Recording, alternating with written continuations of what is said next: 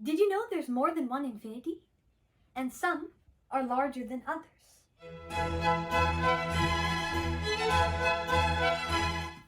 Professor Cantor, are some infinities larger than others?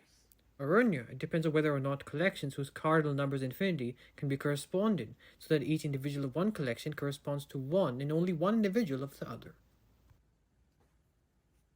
So what did he mean by that? Let's start with a simple example. Let's take a set of owls and a set of tree hollows.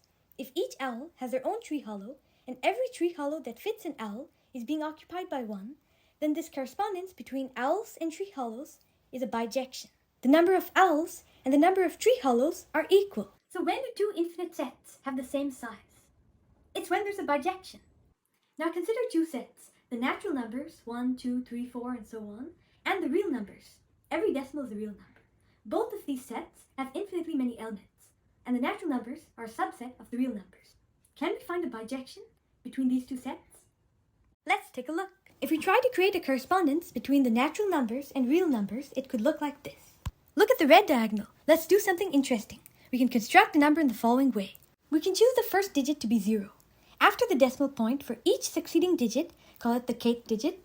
If the k plus first digit in the kth row of our real numbers list is not a 1, we add a 1 to our number. If it is, we instead add a 2 to our number. Is this number in our list? Well, it's not the first number since their second digits differ, it's not the second since third digits differ, and it's not the third since fourth digits differ, and so on. Our number doesn't appear to be in the list of real numbers. At least one digit always differs. It's a new real number. It's not part of our correspondence, so there isn't a bijection.